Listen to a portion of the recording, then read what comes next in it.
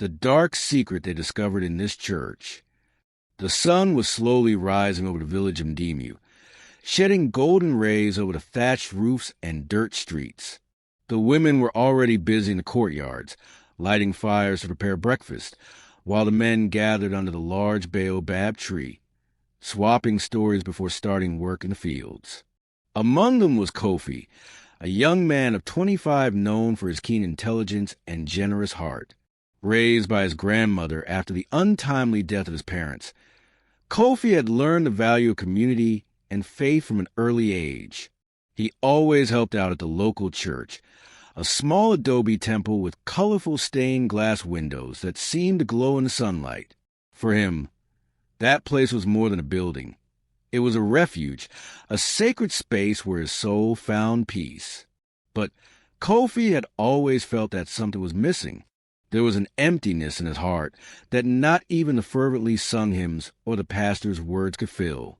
He wondered if his faith was strong enough, or if he was simply following in his grandmother's footsteps without really feeling it in his core. This doubt grew every day, but he never dared to express it. The tranquility of the village was shaken when a new preacher arrived in Ndemu. He was a tall man with an intense gaze and a powerful voice, who called himself Prophet Adebayo. Unlike the old pastor, who preached about love and humility, Adebayo brought messages full of urgency and warnings about curses and promises of instant miracles. His charisma was undeniable, and soon the whole village was enveloped by his enigmatic presence. Kofi's comfort intensified when his grandmother, previously a quiet and serene woman, became a fervent devotee of the new prophet. She began donating a large part of her savings to Adebayo's church, believing that this would guarantee a special blessing for the family. For Kofi, this seemed like a danger. Something inside him told him something was wrong, but who was he to question such a powerful and revered man?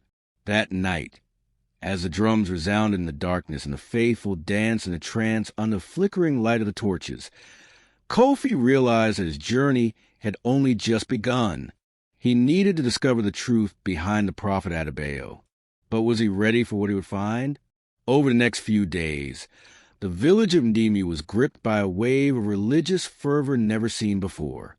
Prophet Adebayo held services almost every night, gathering ever larger crowds. His voice resounded like thunder under the makeshift tent that served as a temple, and his words were like sharp blades, cutting deep into the hearts of the listeners. Kofi watched everything with a mixture of fascination and concern. The change in his grandmother was evident. She spent hours in fervent prayer, fasted constantly, and spoke only about the prophecies of the new spiritual leader. Many in the village began to sell their belongings to donate to the church, believing that this would guarantee them protection and prosperity. It was as if a spell had been cast over Ndemu. One evening, as the chants echoed through the village, Kofi decided to attend the service up close. He sat at the back, hidden among the faithful, and observed Prophet Adebayo more critically. The man was imposing, his eyes shone with intensity, and his speech was mesmerizing. He spoke of miraculous cures, of demons hidden among the faithful, and of a need for sacrifices to achieve true salvation. Suddenly, a woman in the crowd fell to the ground, trembling and screaming.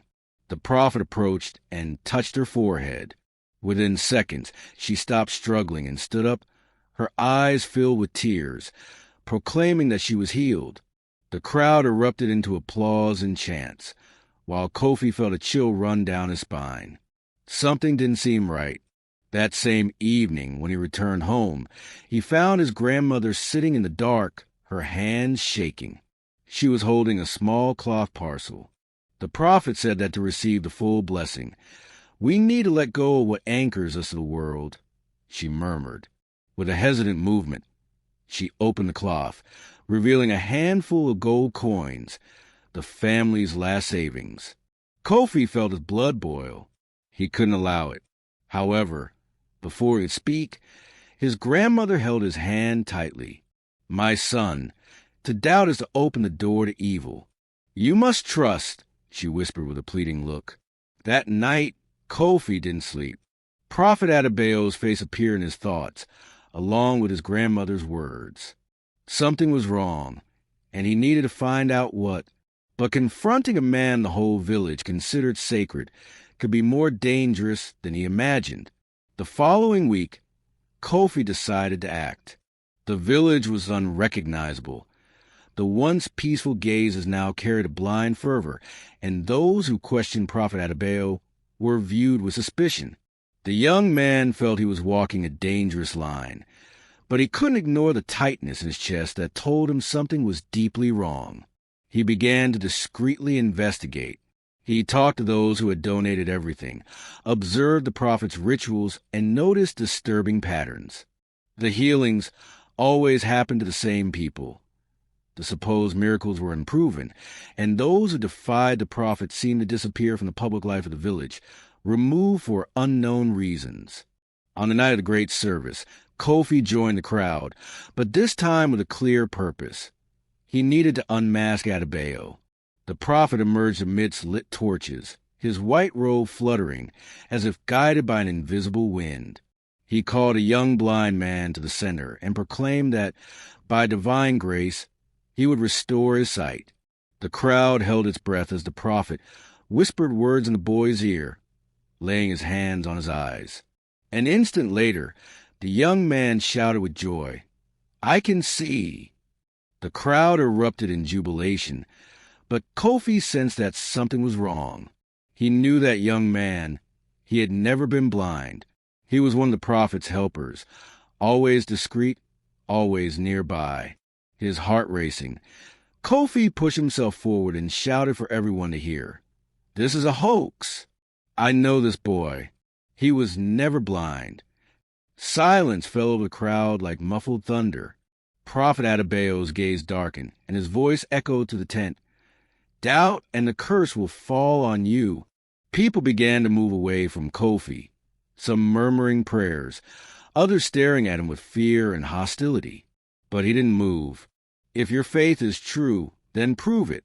Heal someone who really needs it," he challenged. For a moment, the prophet remained motionless. Then, with a cold smile, he raised his hands and proclaimed, "This young man has been touched by the spirit of doubt. He needs to be purified." His heart hammered in his chest as firm hands pushed him along the dirt path, taking him away from the center of the village. He tried to break free, but the men holding him were strong, and fear clouded his thoughts. They took him to the riverbank, where a fire was burning, casting ghostly shadows over the trees. Prophet Adebayo emerged from the darkness, his eyes glowing with a supernatural intensity. "Do you doubt the power of God, Kofi?" His voice sounded like thunder, echoing through the valley. "Doubt is a poison, and poison needs to be purged." Kofi took a deep breath, trying to stay calm. "I doubt you, not God," he replied, his voice firm despite his fear. "You manipulate people, make them believe in false miracles while emptying them of everything they have. That's not faith. That's deception." Adebayo smiled darkly. "Then prove me wrong. If your faith is stronger than mine, you'll survive the ordeal." With a wave of their hands, the men pushed Kofi into the river. The cold waters enveloped him, and he sank for a moment before surfacing, panting. But before he could swim to shore, he heard murmurs all around. The whole village seemed to have gathered there, and everyone was looking expectantly. "What is this ordeal?" Kofi shouted, struggling against the current. The prophet raised his hands to the sky. "If you are contaminated by evil, the river will take you away. If you are pure, it will return you to dry land." The current began to intensify. Kofi struggled to swim, but it was as if invisible forces were pulling him to the bottom. Fear began to grow inside him. Would this be the end of him? But then something inside him awoke. A thought, a memory, the voice of his grandmother, before she lost herself in her obsession with the prophet, saying, "The truth always finds its way. Trust." With one last effort, Kofi stopped fighting the current. Instead, he let himself go, looking for a foothold below the surface. His hands touched a firm submerged root, and he held on with all his might. The current roared around him, but he resisted. The murmurs among the crowd grew louder. "He's still there," someone exclaimed. "He hasn't sunk." Adebayo stepped forward, his eyes darkening. He hadn't expected that. Kofi used what little energy he had left and pulled himself onto the shore. He was panting, soaking wet but alive. A heavy silence fell over the crowd. For the first time, doubt hung not over Kofi, but over Prophet Adebayo. And Kofi knew that this was his first victory, but that the battle was far from over. The news of what had happened by the river spread like wildfire through the village. Those who had once blindly followed Prophet Adebayo now whispered among themselves, their convictions shaken by what they had witnessed. But Adebayo was not a man who accepted defeat easily. That night, he called his most faithful followers together for a special service. The drum sounded louder than ever, and the smell of incense hung in the dense air. Kofi, sensing that the final battle was approaching, joined the crowd, determined to unmask the man once and for all. The prophet appeared at the makeshift altar, his robe fluttering in the wind. "There is an enemy among us," he declared, his voice laden with authority. "One who seeks to sow doubt where there is faith. But tonight, the true power of God will be revealed." Two men dragged a frail woman, known to all as Mother Adissa, into the center. She was one of the most respected elders in the village, but now she was bent over, her face marked by pain. "This woman has been cursed by disbelief," shouted Adebayo, "but I will bring her healing, so that no one will ever question divine power again." Kofi felt his stomach turn. He knew it was a trick. Maybe Mother Adissa was really ill, but the cure was just another one of her shows. He couldn't allow one more person to be used to reinforce the farce.